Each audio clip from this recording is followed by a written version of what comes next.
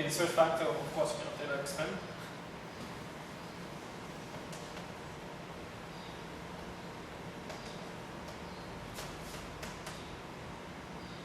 This guy.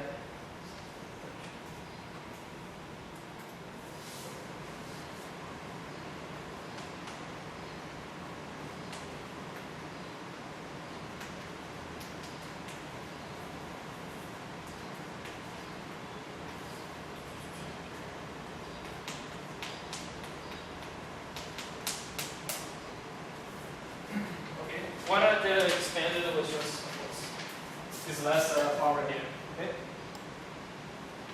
And the reason this guy's exponent changes from what was on the other side is because, of course, I did expand, so I got some extra powers over there, okay? And then just combine it this way. Okay, now we are. There's anything else you must add here? There is.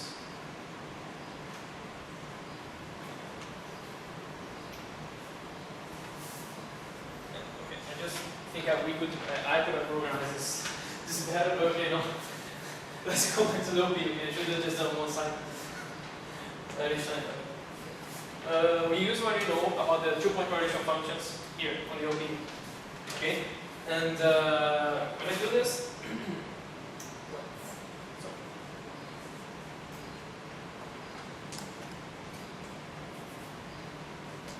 the reason is because I prepared this class in a hurry, so I did not do all the steps. The presentation may be a bit confusing, but I hope you understand. Where is it?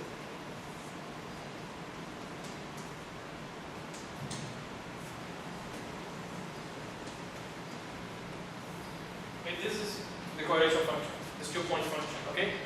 But again, remember that if the scale dimension of delta k is different from the scale dimension of OK is different from the scale dimension of O3, then the two-point correlation correlator vanish. Okay? So here it is for delta k equals delta 3. Okay? And that's why because we have the true delta 3 over there. Okay? Then I plug this here, I'll obtain ck over modulus of y to the power of 2 delta 3. And this I can readily compare with what I have here. And similarly for the second order term, or first order term. What we learn is that this OP constant is given by this factor dropped. We're comparing, so we just have this. Okay, I'll just write it up here. Put a minus in. Okay. So the first OP coefficient is just a function of x, as I anticipated it would be. Okay. If this guy wasn't this guy wasn't some x prime, there would be some would depend on both of them. That's a bit boring, but you get the point. Okay? Since I can also choose the origin, just so I can, without loss of direct, put one of them the origin for convenience. And comparing the first order term, we find that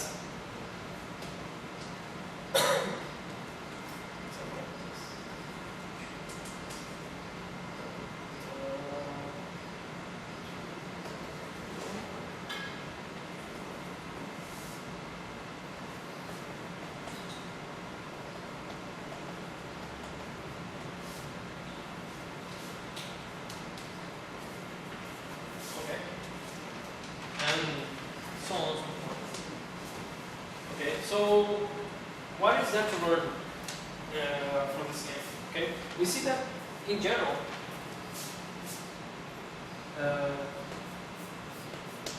this guy, okay, with n indexes, has this structure. Okay, it is the structure constant from the correlation function, 3-point correlation function. Okay, people just use the same letter, so it can get a bit confusing at times, but this, okay, I hope this is clear that it is the constants, not constant, okay, depends on that.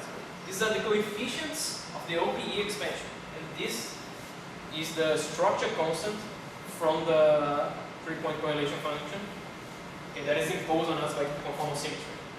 Okay? And the structure of a general guy, one of these OPE coefficients, is just the constant structure constant times some function, okay, of x. Alright? Note that there are any derivatives here because in order to make this comparison, already active the derivatives over here on this 2-point correlation function. Okay? So just x here. Okay? And it's because of those derivatives that we start obtaining these bigger expressions. Okay?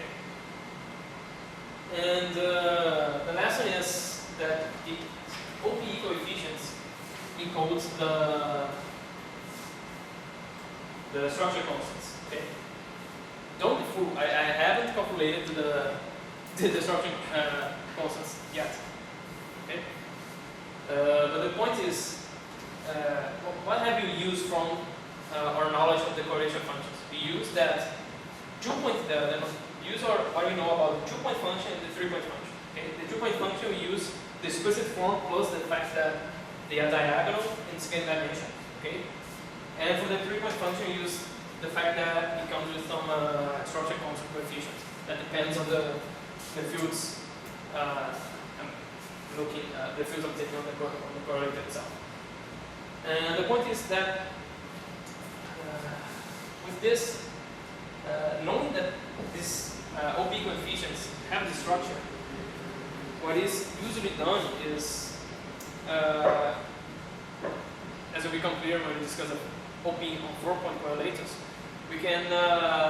we'll find some consistency conditions for these structure constants, ultimately, for these structure constants and scalar dimensions. Okay? And by employing numerical methods, we can determine them. Okay? I haven't calculated them here. Okay? I just found a relation between OP coefficients and scalar dimensions and structure constants. Okay? Then I can take a computer and say, okay, start guessing values for scalar dimensions and structure constants such that you satisfy some consistency conditions that we discussed at the start of the next lecture. Okay? And surprisingly enough, this first is really precise for some reason. Okay? This in that example of the Ising model that I gave, I think last lecture, that you find the scale. I guess there was the scaling dimension. I told you the scaling dimension of phi and the scaling dimension of phi squared. This was something like 0.5. This is something like 1.54. I don't know. I don't think I remember. These were found numerically. Okay, so they just took the Ising model. They studied the OPE for it. They identified the primaries. One thing is to identify the primaries, and another thing entirely is actually knowing its scalar dimension. Okay, we usually don't know about this on the strongly correlated systems because, again, the strong interactions will just produce all kinds of effects that will make your scaling dimension deviate from your mass dimension, if you want to think about it this way. Okay? And so we can identify the primaries, but we don't know the scalar dimensions. And of course, we also don't know the structure constants. But then the point is, using this OPE and this relation, knowing that how the OP coefficients can be written, how they encode the structure constants, and so on, we can translate this problem to a linear algebra problem and tell the computer to just, okay, find where the CFT lies, okay?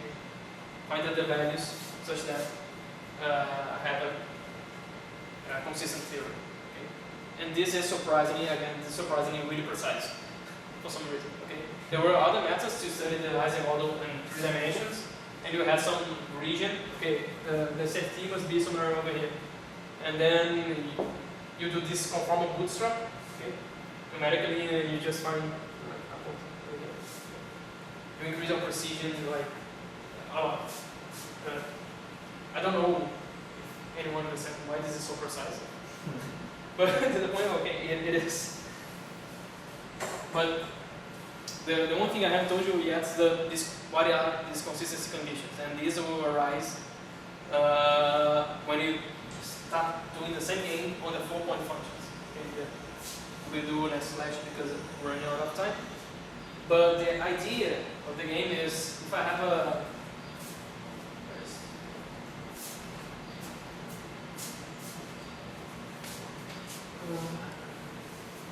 just to give you the idea, the flavor, the point is, if I have a 4-point function,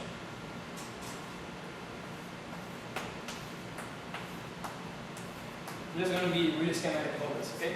I can, what will be achieved for us? We had a 3-point function, and we, using the OPE, managed to expand it in 2-point functions, in a series of 2-point functions. So what will happen here, we can do the OPE here, say, for example, and write this as a series of 3-point functions. Okay? And then we can then come here, okay, now we can do the OPE over here too. Okay? So we'll have the whole song, sum. K prime. K prime. Alright? And ultimately I can reduce any n-point function into a series of 2-point functions. Okay? And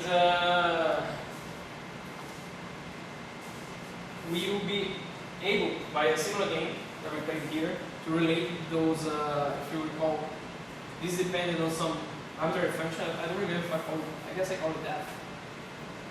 I do that function. I called that, okay. There was a function on the 4-point function that depended on this u and v that was the conformal invariance. Okay. And what we usually be able to do is to find consistency conditions for this function, and this will have to do something similar that we played here. This will give us information about the sorting constants and the scaling operators. Okay? Not analytically, typically, because the problem is too hard. But we did analytically, again, we just related them. The computer will be able to tell us like specific values and say, okay, in the space of all possible CFTs of this form, the only consistency point or region maybe is here. Okay, for these values of sorting constants and scaling dimensions and so forth. Okay, so the conformal bootstrap just uses OPE to cast the problem in a really specific form that is suited for a computer to solve the theory for you. Okay. So can you? Okay. No, just I mean, so can you really come up and say like, let's say classifying universality classes? Can you really say like this is like there's X possible theories and that's it? Like we have so many universality classes for this kind of model, for scalar field and. Yeah, it would be one thing that we'll be able to do. Okay. You can find just imposing the consistency conditions. And what are these consistency conditions? The point is that I can do the OPE in this way, but I could also do the OPE same this way. Yes. Okay. This will give different expansions, but the correlation function is the same. So this expansion must be the same, and then this will be this entire sum. If you were able to sum the expansion, the results will be the same. Okay, you cannot compare the coefficients. Okay, you cannot compare term by term. Okay, only the sum itself is equal. And this is what provides consistency conditions for these guys that literally can translate into will depend on the structure constants and the scaling dimensions of those operators. Okay, and again, those are primaries, and if you know the primaries, you can just hit with the momentum generators and construct all the standards, and then you will have all this, the states in your theory. Okay, the idea is simple. Okay, the implementation is just hard, and you must have some the computer to do it. So next lecture we're just gonna I'm going to give you one example of consistency condition that arises in the case of scalar field theory. Okay? But I hope the idea is clear. Okay, this is what we call the conformal bootstrap. And because I wrote something on the program CFT data, just let me give you the precise definition. Okay. CFT data, what people call CFT data, this is a widely used term. The CFT data is just the set of scaling dimensions and structure constants of a theory. Okay, pick a scalar theory, pick a vector field theory, or any conformal field theory,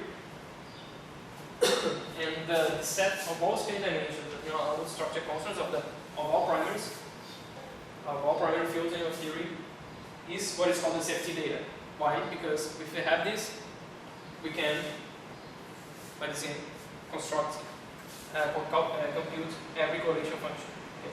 Because I can reduce 300-point correlation function to just a series of 2-point functions.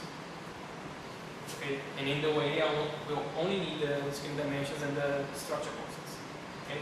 So people take this as an alternative definition, of course, equivalent definition of a CFT. Okay? The first lecture we define a CFT. What is a CFT? It is a theory with conformal. It's a field theory that enjoys conformal theory. Okay? And then everything we done at this point was to find the consequence of conformal symmetry. Okay? This definition just says it's like a more hands-on definition. Okay?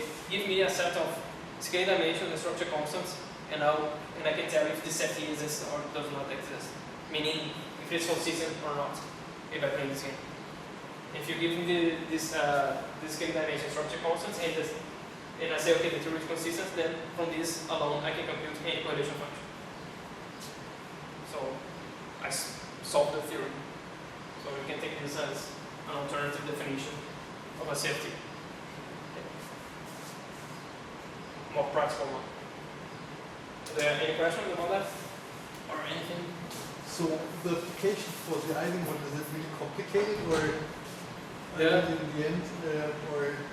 Okay, from my knowledge, I know nothing about, I hope to learn, but I know nothing about the side of the simulation, the numerical side. But like, what? But setting up the problem, identify the primaries, is not that hard.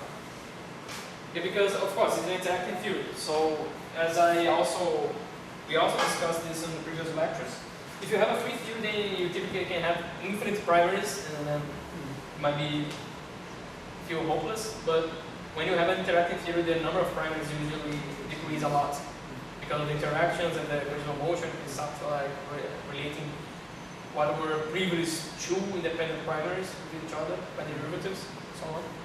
And since it is an interactive theory, usually also just worried about the relevant operators.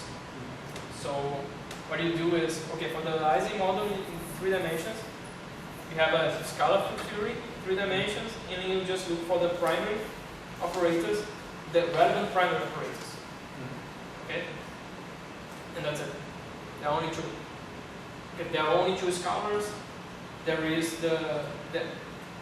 we discussed this when we discussed the energy momentum tensor. Okay? Every CFT has at least one spin 2 primary, which is the energy momentum tensor. Okay? The energy momentum tensor is always a primary. Okay? And we will just apply. It must be so. If you weren't, then we just have, you would run into trouble towards the descent. Basically, what happens is the energy momentum tensor, you can define it, since in a CFT we also have translation symmetry.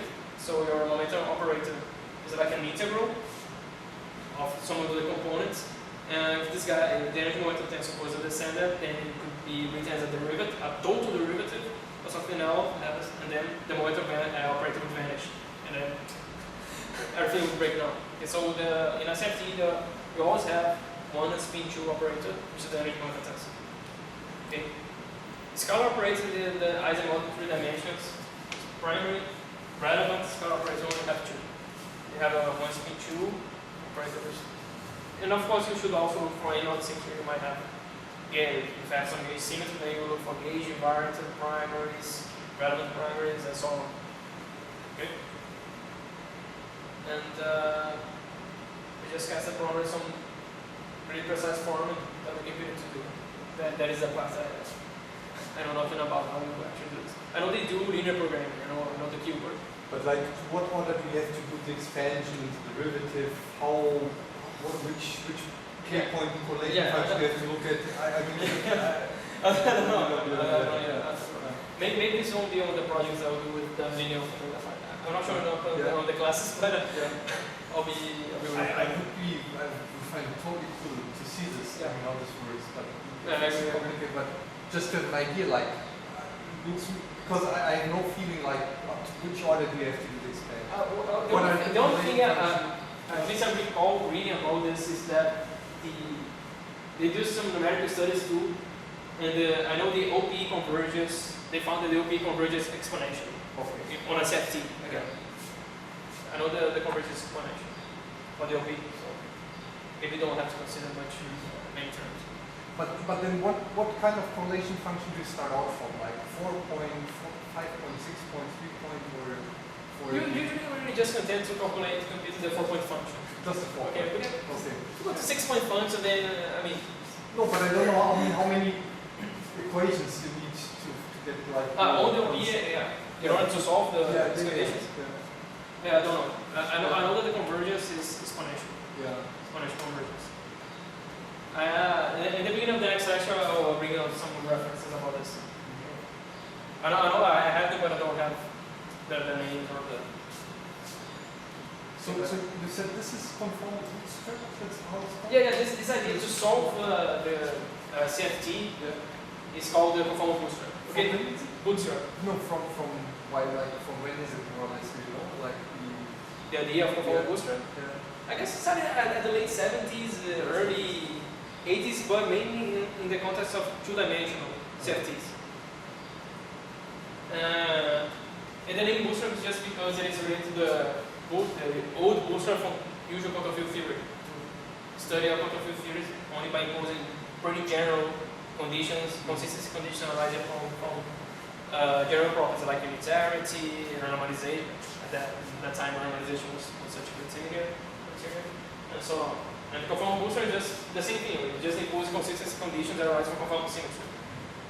And the word conformal because it's to friendship. Okay. And this approach for CFTs, solving CFTs is called the conformal bootstrap. They start from this definition, basically.